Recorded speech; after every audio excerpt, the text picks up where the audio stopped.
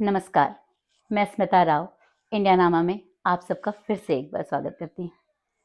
आज की ये वीडियो सिर्फ आपसे बातें करने के लिए है। कोई लोक कथा नहीं होगी, कोई शोध नहीं बताया जाएगा, बस बातें करनी है। माँ की बहुत याद आ रही थी, सोचा डायरी में उनके बारे में कुछ लिखने बैठूं। डायरी खोली तो मामा जी की लिखी हुई एक कविता सामने आई। उनकी कविता का सामने आना था और मेरी आंखों के सामने नानी के घर का वो पूरा वृत्तांत गुजर गया।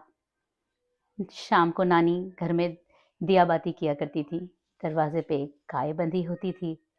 शाम को पलटन मामा आते थे गाय दूधने। नाना जी को पूरा गांव दादाजी दादाजी कहा करता था। उनकी इस प्रतिष्ठा में हमें कितना प्रतिष्ठित महसूस होता था। हर रोज नानी के गांव में हमें कोई ना कोई खाने पे बुला लेता था।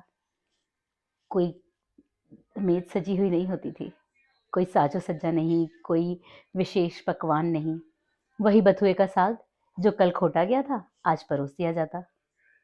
एक बूढ़ी नानी हुआ करती थी, उन्हें सब गांव में बबुआ ब कहा करते थे। वो हमें चूल्हे के पास बैठा देती, थाली में बथुए का साग परोस देती और कहती, खा लो बहिनी, शहर में कहाँ मिलत हुई। रोटी खिलाते खिलाते माँ की तारीफ करना नहीं भूलती। उन्हें गांव की सबसे समझदार लड़की, सबसे पढ़ी लिखी लड़की कह के जब वो बार बार संबोधित करती तो मुझे प्रेरणा लेने के लिए कोई टेड टॉक की जरूरत नहीं पड़ती। माँ को उनके गांव में देखकर लगता ही नहीं था कि माँ हमारे गांव की बहू भी है। एक अलग ही ऊर्जा होती थी उनके आसपास। वहां के काम करते हुए जो जो ऊर्जा, जो खुशी उनके चेहरे पे होती थी, जो संतोष उनके चेहरे पे होता था कि वो 2-4 दिन भी अपने माँ बाप की सेवा कर पा रही हैं, वो मुझे अब समझ आता है जब मैं अपने माँ बाप से बहुत दूर हूँ। बहुत ही खास था वो सब कुछ। माँ कुनबे की सबसे छोटी बेटी थी, सब उन्हें बहुत प्यार करते थे। जब मैं उन्हें मायके में देखती थी तो मैं सोचती थी कि क्या ये वही माँ है जो गंभीरता का लबादा ओढ़े, जिम्मेदारियों के बोझ से ढकी हमारे गांव में होती है। नानी का गांव बहुत सुंदर होता है, हर बच्चे के लिए बहुत खास होता है, क्योंकि वहां उसकी माँ की तारीफ हो रही होती है, उसकी माँ के बारे में बताया जा रहा होता है। आज हमारे बच्चों को मोटिवेशनल वीडियो, टेड टॉक्स, इन सब की ज़रूरत है, बहुत है, क्योंकि उनके नानी के गांव में, मेरे बच्चों के नानी के गांव में कोई उन्हें ये बताने वाला नहीं कि उनकी माँ का बचपन कैसा था। वो छुट्टियां मुझे बहुत याद आती हैं और मामा जी की कविता उसी पे आधारित है। चलिए आपको उन कविताओं का कुछ अंश सुनाती हूँ। पसंद आए तो मुझे कमेंट में ज़रूर बताइएगा। मैं आप सबके संदेश मामा जी तक ज़रूर पहुँचाऊँगी। मामा जी का थोड़ा सा इंट्रोडक्शन देना चाहूँगी। वो महर्षि विद्या मंदिर गोरखपुर में प्रधानाध्यापक के पद पर बहुत सालों से हैं। आपको उनकी कविता सुनाती हूँ। मैं देख के पढ़ रही हूँ क्योंकि मुझे याद नहीं है पूरी कविता, इसके लिए माफ़ी चाहती हूँ। काजी रउआ मन पड़ता, सास से पहले पतोह उठ जात रहली, पड़ोस के काकी भी से भी उलझ जात रहली, भसुर के कोखते पाया त लुकात रहली, आज के पतोहन अस कहाँ झजुआत रहली। काजी रउआ मन पड़ता, घरे घरे गोईठा कंडा पथात रहल, घर आंगन चूल्हा चूहानी लिपात रहल, चूहानी के आग दूसरो चूहानी जात रहल, छान छवाई में टोला भर के हाथ रहल। काजी रउआ मन पड़ता, हमरा त पड़ता। चूल्हा में गोईठा लकड़िया जोरात रहल, माई और भौजी के अखिया लोरात रहल, अजी पीढ़ा चटाई पर संगे सब खात रहल, चौका में सरग सुख सबका बुझात रहल।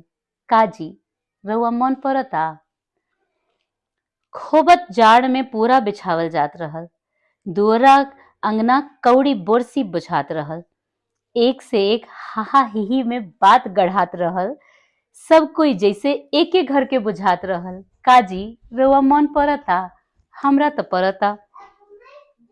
दुर्गा पूजा में पहलवानी के लंगोटा कसात रहल, मिलजुल के गीत पर माड़ो गड़ात रहल, मुंह पीठे हाहा ही में हरदी पोतात रहल, जीजा साली भौजाई देवर चोन्हात रहल। काजी रउआ मन परता, हमरा तो परता। बेटी कौनो घर के ना, गांव के बुझात रहल। दुआरे कोचा कोची में दुल्हा परिछात रहल। आंगन और छत पर हाफत गारी गवात रहल। बेटी के विदाई पर सबके आंख लोरात रहल। काजी रउआ मन परता, हमरा तो परता। ब्यूटी पार्लर बेटी बहू कहाँ जात रहल। बार ननद बौजाई पतोहे के हाथे कटात रहल। गोड़े में अलता सबके चकाचक बुझात रहल। काजी रउआ मन परता। कंघी से ना ककही से बार बबड़ी झरात रहल। लाल करिया मनभावन रिबन बन्हात रहल।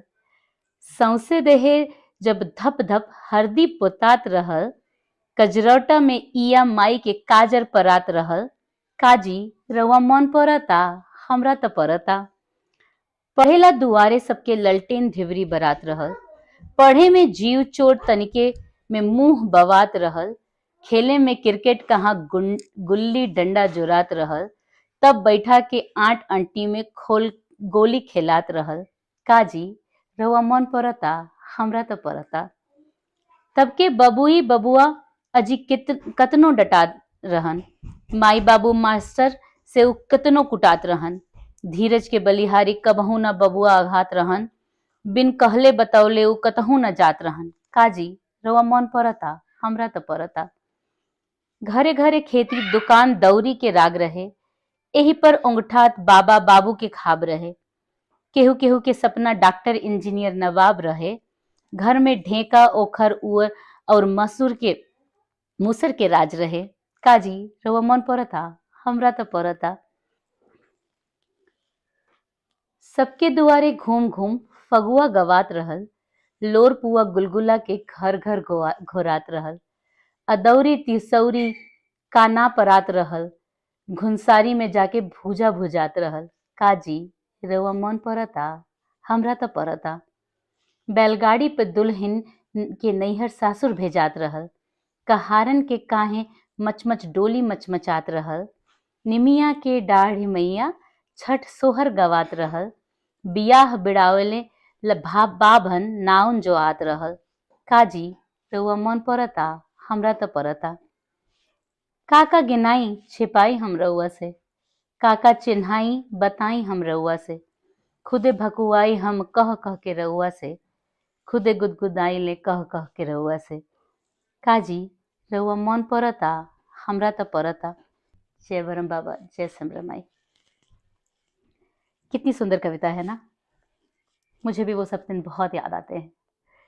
पता नहीं वापस जा पाना तो मुश्किल है उन दिनों में, पर जब भी उन दिनों के बारे में सोचो मेरी आंख थोड़ी देर जरूर भर आती है। माँ कभी नहीं बताती थी कि वो भी कभी बच्ची, और कभी बताती भी थी तो विश्वास नहीं होता था कि माँ भी कभी बच्ची थी जिसने इतनी सारी जिम्मेदारियां इतनी कुशलता से संभाली हुई हैं। कैसे हो सकती थी वो बच्ची। पर जब मामा लोगों को उनको दुलारते देखती, बड़े मामा को उनसे राय लेते देखती, छोटे मामा को अपनी हर बात उनसे बताते देखती, तब लगता कि माँ भी कभी बच्ची थी। बस इसी के साथ आपकी बहुत सारी नानी के घर की कहानियाँ, माँ से जुड़ी कहानियाँ सुनने के लिए, पढ़ने के लिए मैं आगे ज़रूर इस वीडियो के सारे कमेंट्स पढ़ना चाहूँगी। प्लीज़ मुझे कमेंट में बताएं कि आपकी नानी का घर कैसा था।